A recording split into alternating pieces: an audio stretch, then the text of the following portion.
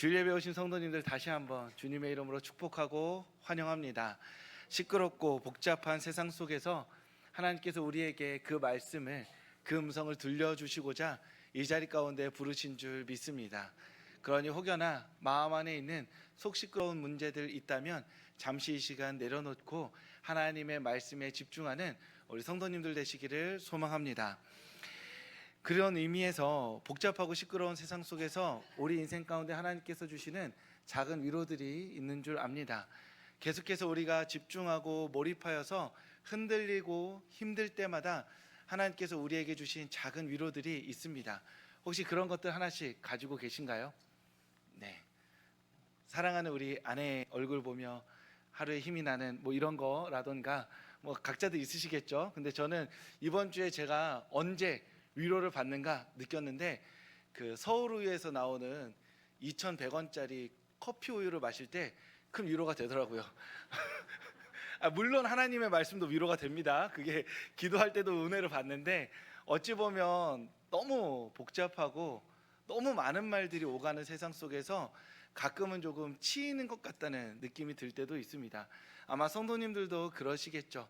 하루 종일 편안하게 지냈음에도 불구하고 어느 순간 어떤 사건과 어떤 말들 때문에 약간 혼란스러워서 잠이 안 오는 경우도 있죠. 그럴 때마다 이렇게 커피 우유 같은 내가 접근할 수 있고 작지만 작은 위로가 되는 한두 가지 정도를 이렇게 알고 나를 위로하면서 살아가시는 성도님들 되시기를 바랍니다. 그래서 너무 비싼 거는 안 되니까요. 76,000원짜리 스테이크는 이렇게 울적할 때 훌쩍 먹을 수는 없으니까 제 생각에 한 2,100원 정도면은 모두가 다 위로받을 수 있는 가격인 것 같습니다. 하나님께서 성도님들 한 사람 한 사람의 마음 가운데 위로하시고자 이 세상 가운데 작은 선물들을 남겨두셨으니까요. 그것들을 발견하며 하루에 잠깐이라고 하더라도 하나님의 은혜와 위로를 누리는 성도님들 되시기를 소망합니다. 오늘 말씀은 예수님과 제자들이 밀밭을 지나서 회당에 들어가 손 마른 자를 고친 이야기입니다. 이렇게 정리해서 보면 예수님이 기적을 발휘하셔서 누군가를 치유한 이야기처럼 들리는데 그렇지 않습니다. 이 이야기를 규정하는, 정의하는 매우 중요한 배경이 있는데 그것이 바로 안식일입니다. 만약 안식일이 아니라 평범한 날에 밀밭도 가시고 손 마른 사람을 고쳐주셨다면 아마 성경에 기록되지 않았을 것입니다. 예수님의 삶에서는 매우 평범한 일이기 때문이죠. 그런데 이 모든 일이 안식일에 일어났기 때문에 의미가 부여되었습니다.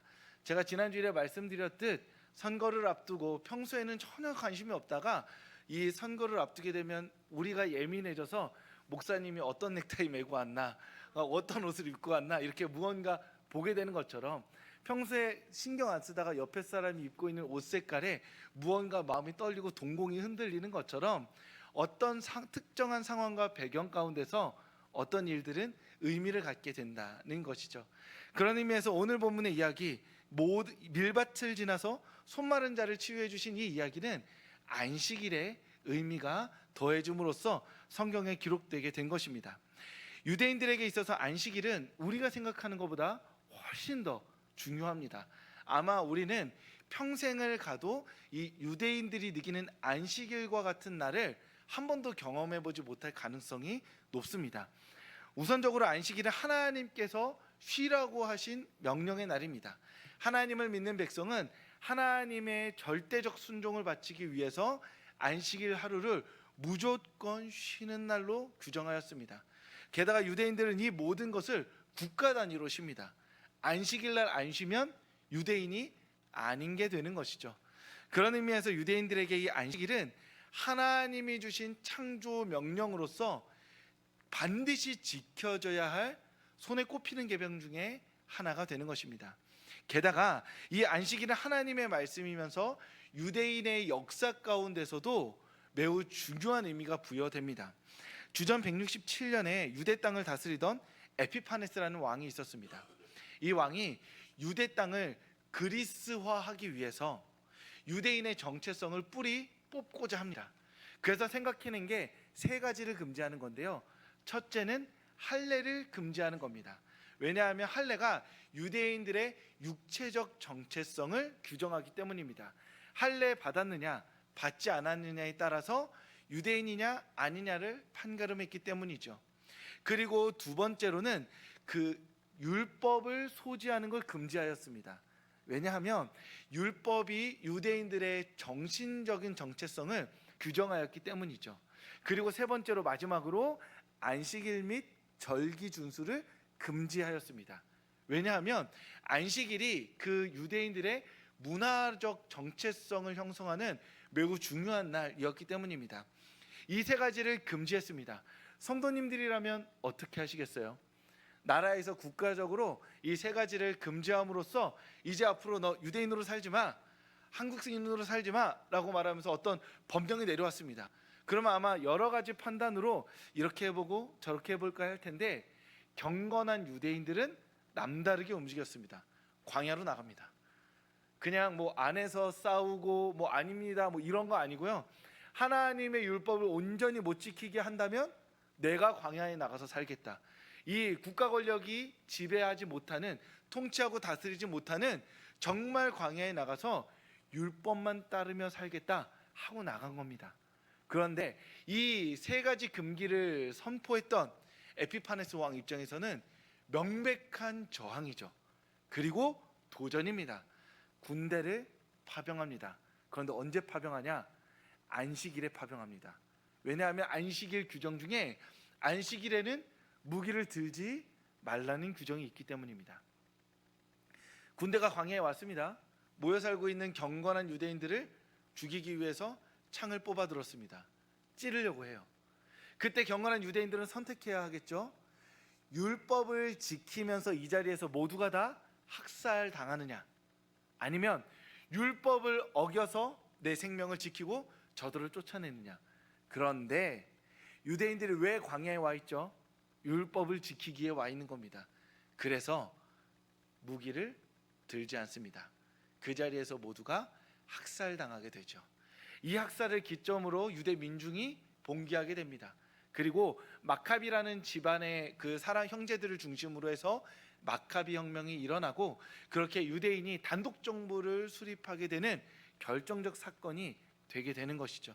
즉 유대인들에게 이 안식일이라는 것은 하나님이 명령해서 지키는 거 맞습니다. 그런데 이 명령을 지키기 위해서 우리 믿음의 조상들이 피를 흘렸던 거예요. 순교했던 겁니다. 그러니 이 안식일이라는 것들은 지키지 않으면 안 되는 절대적인 하나님의 말씀이자 우리 민족의 절대적 규범이 되어버리고 만 것이죠.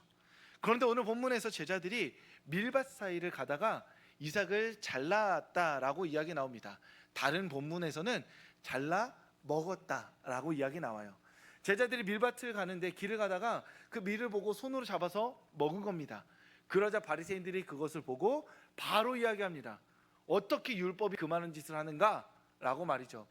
율법은 정확하게 39가지 금지 규약이 있습니다. 대분류로 해서 39가지가 있고요. 39가지 대분류에서 소분류로 끊임없이 미세하게 나뉩니다. 그런데 39가지 대분류 금지 조항 중에 추수금지, 타작금지, 키질금지가 있습니다. 도구를 사용해서 그 모든 농사와 관련된 일을 하는 건 율법에 금지된 일인 것이죠. 그러니 바리새인들은 그 율법을 기준으로 해서 제자들이 밀 이삭을 뜯어 먹는 것을 보고 율법을 어겼다라고 이야기하고 있는 겁니다. 그런데 여기에서 또 빈틈이 있습니다. 법이라는 것이 묘하잖아요. 분명히 엄격한 것 같은데 틈이 있잖아요. 율법에 뭐라고 적혀 있냐면 그들 나름대로는 도구를 써서 추수하는 게 금지되어 있습니다. 그러면 손으로 하는 건 금지일까요? 아닐까요? 아닙니다. 왜요? 도구를 쓰면 작정하고 내가 추수하겠다고 덤벼드는 거죠. 오늘 하루 추수로 끝장 보겠다 이 얘기입니다. 그런데 이 손으로 한다는 건 혹시 배가 고파서 또는 안식일에 먹을 것이 없어서 이렇게 손을 뻗어서 먹는 거는 허용을 해준 겁니다. 그러니까 제자들은 엄밀히 말하면 손으로 이삭을 자르고 정리했으니까 율법을 어긴 게 아니에요. 그런데 또 다시 생각해 보면 지금 제자들이 몇 명이죠? 예수님 제자들이 최소 남자만 12명입니다. 쫓아오는 여성들도 있어요. 여러분 생각해 보면 남자 12명이 모여 있으면 굉장히 그 주변이 어두워집니다. 혹시 아세요? 이렇게 예비군에 가보면은 남자 12명이 뭔가 이렇게 계속 모여 있으면 해가 그렇게 쨍쨍 내리쬐는데도 약간 어두워요. 왠지 모르겠어요. 그러니까 남자 12명이 이렇게 모여서 밀 이삭을 먹고 있다고 생각해 보세요. 그러면 주변에 보는 사람들이 아우 쟤네 배고파서 먹나 보다 이럴까요? 아니죠. 무언가 약간은 약탈하는 느낌이 나는 거예요. 배고파서 막 허겁지겁 막 뜯어 이렇게 먹는 이런 느낌이니까요. 그런 의미에서 이 율법을 어떻게 규정하느냐가 그 사람의 생각을 보여주는 거죠. 만약에 이 사건을 보면서 그래 도구를 쓰지 않았으니까 율법을 어긴 게 아니야 라고 말할 수도 있는데, 야 아무리 그래도 그렇지 남자 12명이 최소한 그렇게 밀이삭을 뜯어먹고 있으면 이거는 도구를 쓴 거나 마찬가지야, 율법을 어긴 거야 라고 말해서 손가락질을 할 수도 있는 겁니다. 그래서 바리새인이 이 모든 상황을 판단해서 안식일을 어겼다 선언한 것이죠. 왜냐하면 바리새인에게 안식일은 하나님의 창조 명령 가운데 쉼을 누리거나 배고플 때 배를 채우거나 하는 여타의 상황이 아니라 죄를 정죄하고 심판하는 날이 되었기 때문입니다. 바리새인의 세상에서는 안식일이 어떤 날이냐, 하나님이 쉬라고 하셨으니 우리 모두가 쉬는 날, 혹여 가난하고 배고픈 자들이 허기를 참지 못해서 손으로 밀 이삭을 뜯어 먹어도 하나님의 긍휼로 용서해 줄 수 있는 날이 아니라 오로지 우리 민족들이, 우리 조상들이 피땀 흘려 지켜낸 이 안식일 문자적으로 절대적으로 지켜야만 하는 날이 되어버린 겁니다. 쉼이라는 가치, 위로라는 가치, 하나님의 은혜를 누리라는 그 날의 가치는 모두 사라지고 오로지 자신의 옳음과 자신의 정의로움으로 판단하고 정죄하는 날로 전락해버린 것이죠. 그러니 바리새인들 입장에서는 이 안식일에 밀 이삭을 먹고 있는 제자들을 여지없이 정죄할 마음의 준비가 되어 있었고 그렇게 정죄한 겁니다. 그러자 예수님께서 안식일을 범하였다 말하는 바리새인에게 두 가지로 답하십니다. 얼마나 시원한 답인지 몰라요. 첫 번째, 안식일의 주인은 나 자신 예수님이다 라고 말씀하세요. 이게 너무나 충격적인 게 무엇이냐면, 재판이 들어갑니다. 그럼 바리새인은 예를 들어 1심 판사예요. 유죄. 그런데 헌법재판소에 예수님이 계신 거예요. 법의 권력의 최고 위치에 예수님이 계신 겁니다. 왜요? 이 법을 제정하신 분이 하나님이시고 그 하나님의 아들로 예수님께서 이 땅 가운데 오셨기 때문입니다. 바리새인 너희들이 한 트럭으로 와서 정죄해봐라.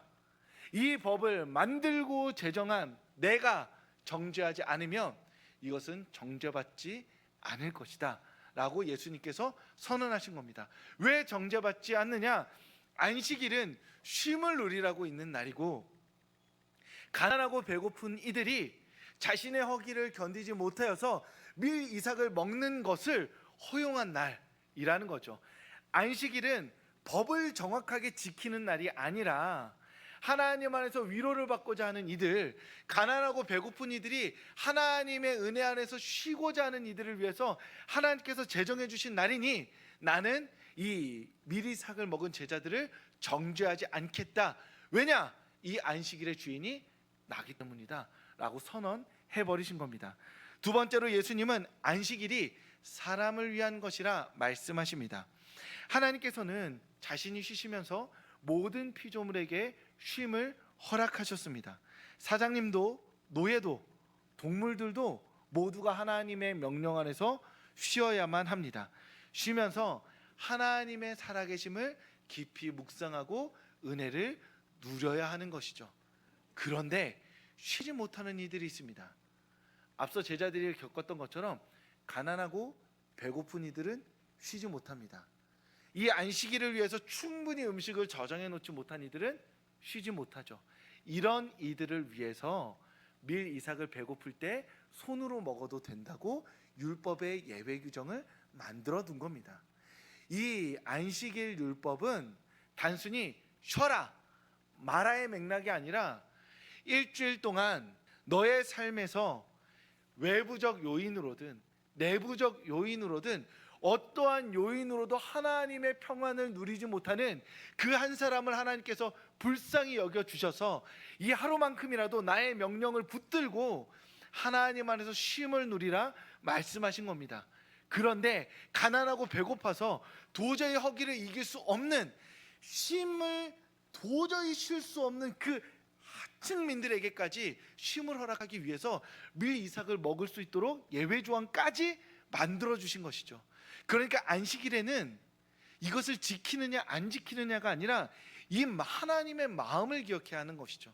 내가 쉴 수 있도록, 내 상한 마음 주님 앞에서 위로받을 수 있도록 설령 내가 쉬기 위해서 안식일을 어겨야 되는 이 역설이 발생한다 하더라도 하나님은 그렇게 네가 쉬었으면 좋겠다라는 마음으로 안식일에 쉼을 누리기 위해서 안식일을 어기는 역설을 허락해 주신 겁니다.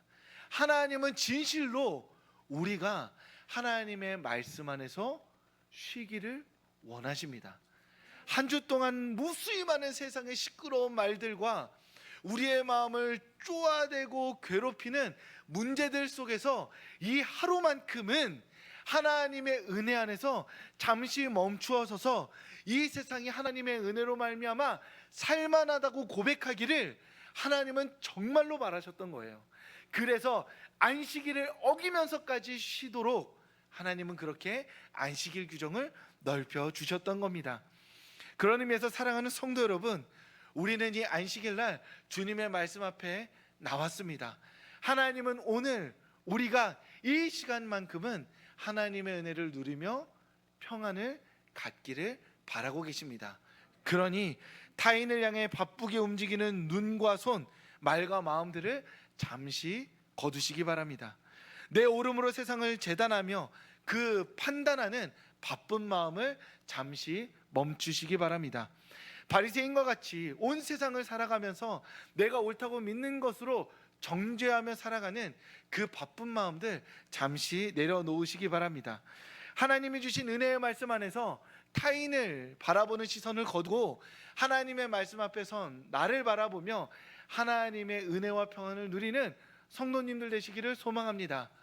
나아가서는 하나님의 말씀 앞에 지금 이 자리에 앉아 있지만 여전히 분주하고 불안한 마음에 온전한 쉼을 누리지 못하는 성도님들, 그 마음을 주님께 맡겨드리시기를 소망합니다. 아무리 주님 앞에서 쉼을 얻으려고 해도 결국 이 문 바깥에서 내 마음을 뒤흔드는 온갖 말들 속에, 상황들 속에서 주님의 이름을 부르지도 못하고 그저 불안한 마음에 이 시간을 허비하고 계신 성도님들 계시다면 주님께 그 마음 기꺼이 올려드리시기를 소망합니다. 그래서 주님, 내 마음 알아주시옵소서. 세상의 불안이 거친 파도처럼 내 마음 가운데 몰아칠 때 오래된 상처가 내 마음을 갈기갈기 찢어놓으며 하나님의 말씀 앞에서 나를 뒤흔들고자 할 때, 그때에도 용기 내어 주님의 말씀 앞에 나오고자 하오니 우리의 마음을 위로하여 달라고, 안식하게 하여 달라고 그렇게 기도하며 주님의 은혜를 누리는 우리 서울교회 성도님들 되시길 주님의 이름으로 축복합니다. 그렇게 밀밭 사이에서 제자들과 바리새인들과 함께 안식일 논쟁을 끝까지 다투신 주님께서 회당으로 들어가십니다. 그리고 회당에서 손마른 자를 만나게 되십니다. 손마른 자가 예수님을 봤을 때 뭘 기대했을까요? 오늘인가? 오늘 내가 내 인생에서 다시 없을 치유받는 날인가? 예수라는 그 사람, 어떤 사람도 살린다는 그 사람, 그 사람이 내 앞에 있으니 오늘 나는 고침받을 수 있지 않을까? 그 기대감으로 설레었겠죠. 그런데 바리새인들은 다른 맥락으로 설렜습니다. 아까 미리삭을 쥐어뜯는 그거는 그래, 예수님 당신의 말로 내가 한번 넘어가 줬다 치겠습니다. 지금 이 순간에 저 사람을 치유하는 순간 당신은 명백하게 일하는 것이고 일함으로 말미암아 안식일을 어기는 것이니 반드시 법의 심판을 받게 하겠다라는 마음으로 바리새인들도 설레하고 있었습니다. 굉장히 자기 욕망으로 가득 찬 곳이었죠. 회당은. 그곳에서 주님께서 손마른 자를 그 자리에 일으켜 세우십니다. 그 순간 손 마른 자는 어떻게 생각했을까요? 아, 주님께서 나를 고쳐주시려나 보다 하고 설레는 마음으로 일어나게 됩니다. 그걸 바라보고 있던 바리새인들은 어떤 마음이죠? 아, 고치려나 보다, 고치기만 해봐라 라고 두 눈 부릅뜨고 보고 있는 겁니다. 그 자리에서 예수님이 말씀하시죠. 안식일에 생명을 살리는 것이 옳으냐? 옳죠.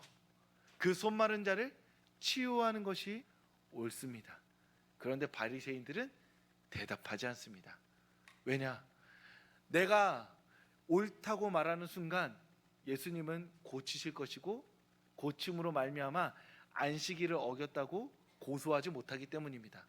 그런데 그렇다고 사람들 다 모여 있는데 손 마른 자는 지금 자신이 고침받기를 기대하고 있는데 그 회당에 모여있는 모든 사람도 이 신비한 이야기를 보려고 가슴 설레는 마음으로 주목하고 있는데 이 와중에 옳지 않습니다. 고치지 마세요. 율법 안식일에 이렇게 병든 사람 고치는 거 위반입니다. 하나님께서 저주하실 것입니다 라고 말했다가 주님께서 고쳐버리면 굉장히 난감해져 버리기 때문입니다. 침묵이 감도입니다. 주님은 분노하시죠. 율법 때문에, 안식일 때문에 한 사람을 살리라는 그 주님의 마음, 하나님의 마음을 모르고 침묵하고 있는 이들에게 노하시며 손 마른 자를 고쳐주십니다. 그렇게 이 안식일의 이야기가 마무리되어집니다. 안식일이라는 것은 한 사람이 온전히 하나님의 은혜 가운데 쉬도록 주님께서 우리에게 허락하신 선물과도 같은 날입니다. 그래서 우리는 그 안식일을 기억하여 지키면서 주님의 부활을 중심으로 주일날 모여서 하나님의 말씀을 듣고 하나님의 이름을 찬양하는 날로 주일을 지키고 있습니다. 그런데 여기에 한 가지 더 있습니다. 우리의 안식은 나에게서 그쳐서는 안 된다는 것입니다. 손 마른 자에게 우리의 안식이 흘러가야 합니다. 하나님께서 우리로 안식하게 해주신 이유가 있다면 내가 안식으로 충만하여져서 삶의 자리에 멈추길 원하신 것이 아니라 여전히 안식을 누리지 못하던 너와 같이 안식하지 못하고 있는 이 자리에 앉아있는 성도들이 있다고 우리에게 말씀해주고 계신 것이죠. 하나님의 안식을 누린 우리는 곁에 있는 이들에게 우리의 안식을 흘려보낼 수 있어야 합니다. 그렇게 손 마른 자를 향하여서 손을 치유하신 주님께서 제자들로부터 그렇게 안식을 흘려보내심으로써 안식이 우리 모두에게 하나님의 평안과 쉼이 되기를 바라셨습니다. 오늘 이 자리에서 하나님의 말씀으로 안식을 누리신 성도님들, 여전히 안식을 누리지 못하는 성도들을 위하여서 친절한 말과 따뜻한 미소와 말없이 잡아주는 손으로 그렇게 하나님의 은혜의 통로로 쓰임받기를 소망합니다. 오늘 우리가 함께 만나는 성도님들, 함께 식사하는 성도들, 그 마음 가운데 있는 공허함과 텅빔, 하나님의 위로가 아무리 쌓여도 채워지지 않는 것 같은 그 밑빠진 독과 같은 그 마음 가운데 하나님께서 성도님들의 따뜻한 말과 마음을 사용하여 주셔서 우리 서울교회 모두가 성령 안에서 하나님의 은혜로 충만한 성도님들 되실 수 있기를 주님의 이름으로 축복합니다.